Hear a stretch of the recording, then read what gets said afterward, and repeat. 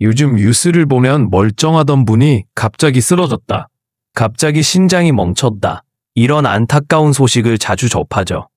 많은 분들이 나는 아직 젊으니까 괜찮겠지, 운동도 하는데 괜찮겠지 하고 넘어가지만 사실 돌연사라는 건 생각보다 멀리 있지 않습니다.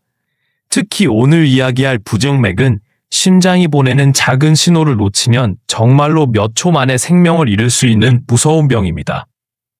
그런데 다행히도 부정맥은 평소에 몇 가지 신호만 잘 기억하고 생활 습관을 조금만 관리해주면 위험을 크게 줄일 수 있습니다. 오늘 영상에서는 일상에서 지나치기 쉬운 부정맥의 5가지 경고 신호, 그리고 놓치지 않고 대처하는 법, 마지막으로 돌연사를 막는 생활 속 실천 팁까지 제가 실제 환자분들에게도 꼭 드리는 현실적인 조언을 하나하나 쉽게 풀어서 이야기해 드릴게요. 혹시 지금도 가끔 심장이 덜컥하는 느낌이 든다거나 맥박이 이상하게 빨라졌다가 느려졌다가 한다거나 이런 경험이 있으셨다면 오늘 영상 끝까지 함께 해주세요. 먼저 부정맥. 말은 많이 들어봤는데 정확히는 뭘까요? 부정맥은 심장이 규칙적으로 박동하지 않고 불규칙하게 뛰는 상태를 말합니다. 정상 심장은 1분에 약 60회에서 100회 정도 규칙적으로 뛰어요. 그런데 부정맥이 생기면 너무 빨리 뛰거나 너무 느려지거나 아니면 규칙성이 엉망이 되어서 뚜뚜뚜뚜가 아니라 뚜뚜뚜 뚜뚜뚜뚜 이렇게 불규칙한 리듬으로 뛰게 됩니다. 문제는 이 불규칙한 박동 때문에 심장이 혈액을 충분히 내보내지 못하거나 혈액이 심장 안에서 고여서 혈전, 즉 피떡이 생길 수 있다는 거예요. 이 혈전이 뇌로 가면 뇌졸중, 심장으로 가면 심근경색, 심장의 전기 신호가 엉망이 되면 돌연사로 이어질 수도 있죠. 자, 그렇다면 여기서 단순한 이론으로만 그치지 않고 우리가 일상에서 바로 떠올려 볼 수 있는 실제 사례를 통해 알아보겠습니다. 자, 첫 번째 사례입니다. 50대 중반의 김모 씨 이야기입니다. 이분은 평소에 큰 병력은 없었고요. 고혈압 약 하나만 10년 넘게 복용하고 있었어요. 그런데 일이 많아지면서 출장을 자주 다니셨습니다. 출장 가면 새벽까지 술자리가 이어지고 비행기 타고 왔다 갔다 하면 시차 적응이 안 돼서 잠도 제대로 못 자고요. 그러던 어느 날 밤 출장에서 돌아와 침대에 누웠는데 갑자기 가슴이 쿵쾅거리기 시작했습니다.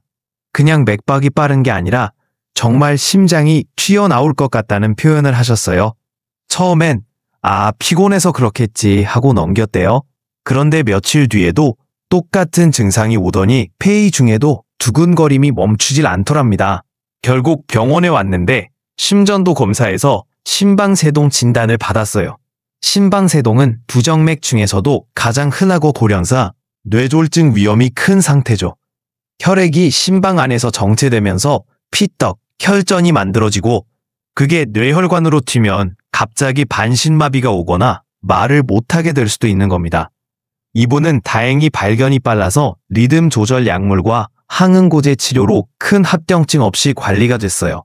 지금은 술도 확 줄이고 출장이 있어도 되도록 하루 일찍 들어오셔서 숙면을 충분히 취하시고 하루 2번 맥박을 직접 재고 계십니다. 두 번째 사례는 제게도 늘 긴장감을 주는 케이스였습니다. 70대 초반 할머니 한 분이었어요. 몸은 마른 편이고 큰 병력은 없었는데 몇 달 전부터 이상할이 많지 어지럽다 눈앞이 아득하다는 말을 자주 하셨대요. 가족들이 빈혈인가 하고 철분제도 드리고 병원에 가서 피검사도 해봤는데 큰 이상이 없었습니다. 그러다 어느 날 새벽 화장실 가다가 쓰러지셨어요. 기절한 거죠. 응급실에 오셨을 때 이미 혈압은 낮고 맥박은 35회 정도로 너무 느렸습니다.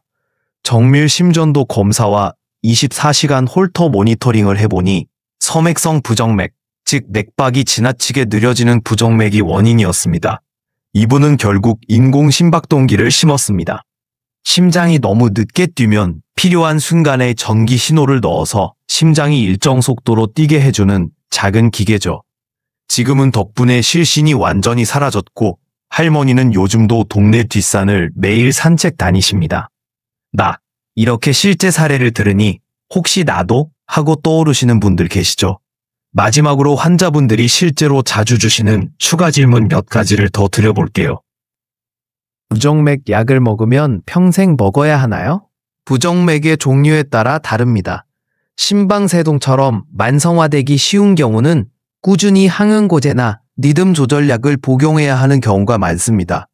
하지만 일시적이거나 교정 가능한 원인이 있으면 약물 중단이 가능합니다.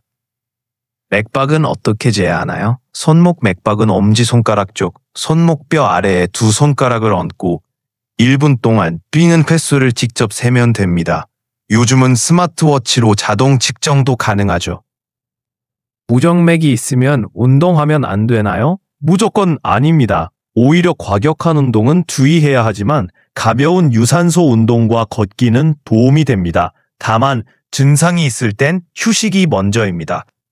그럼 이제부터 꼭 기억하셔야 할 5가지 신호를 하나씩 자세히 이야기해 볼게요. 이 신호들이 한두 번 왔다고 당장 큰일 나는 건 아닐 수 있지만 반복되면 반드시 진료를 받아보셔야 합니다. 첫째, 갑자기 심장이 두근두근, 강한 두근거림. 여러분, 가만히 앉아 있는데 갑자기 가슴이 쿵쾅거려서 왜 이러지? 한 번쯤 느껴보신 적 있으신가요? 특히 밤에 누웠을 때 혹은 아침에 일어나자마자 아무 이유 없이 심장이 빨라지거나 멎었다 다시 뛰는 느낌. 이게 부정맥의 첫 번째 흔한 신호입니다. 스트레스나 커피를 많이 마셔도 맥박이 빨라질 수 있긴 한데요. 평소보다 지나치게 두근거리고 몇 분 이상 지속된다면 그건 단순한 흥분 상태가 아닐 수도 있습니다. 둘째, 맥박이 들쑥날쑥하다. 규칙 없는 맥박. 두 번째는 맥박의 불규칙함입니다. 예를 들어 손목에 손을 얹고 맥박을 재보세요. 일정하게 두근두근 뛰어야 정상인데 두근 이렇게 일정하지 않다면 심방세동일 가능성이 있습니다. 심방세동은 가장 흔한 부정맥 중 하나고 심방에서 혈액이 정체되기 때문에 뇌졸중 발생 위험이 5배 이상 높아집니다. 셋째, 이유 없는 어지럼증이나 실신. 세 번째는 갑작스러운 어지럼증, 심한 경우 기절입니다.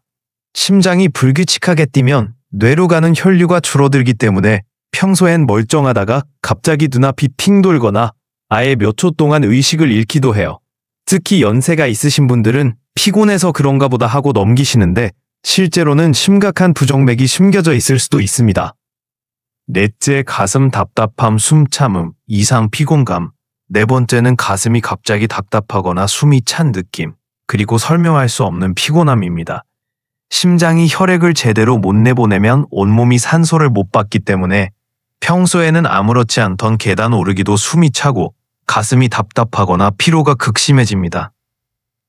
다섯째, 맥박이 갑자기 너무 빨라지거나 느려진다. 마지막은 맥박이 갑자기 비정상적으로 빨라지거나 느려지는 현상이에요. 예를 들어 평소에 1분에 70회 정도였는데 앉아서 쉬고 있는데도 120회로 뛰거나 반대로 40회 아래로 떨어진다면 즉시 병원 진료를 권장합니다. 그럼 이런 신호가 있을 때 무엇을 해야 할까요? 첫째는 무조건 자기 맥박을 알고 있어야 합니다. 아침에 일어나서 잠자기 전에 스마트워치나 손목으로 맥박을 확인해 보세요. 정상 맥박은 분당 60에서 100회 정도입니다. 그런데 내 몸이 피곤하거나 스트레스가 쌓이면 조금 올라갈 수 있어요. 하지만 이유 없이 120회를 넘거나 50회 아래로 자주 떨어진다면 심전도 검사를 받아보셔야 합니다. 둘째는 가족력입니다.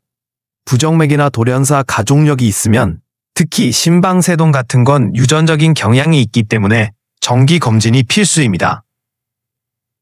셋째는 생활습관 관리입니다. 커피, 에너지 음료, 술, 흡연은 심장을 자극해서 부정맥을 유발하거나 악화시킬 수 있습니다. 하루 커피 1야지잔 정도는 괜찮지만 자꾸 두근거린다면 양을 줄여보세요. 넷째는 수면과 스트레스입니다. 잠이 부족하거나 스트레스가 쌓이면 교감신경이 과도하게 활성화되어 부정맥이 잘 생깁니다.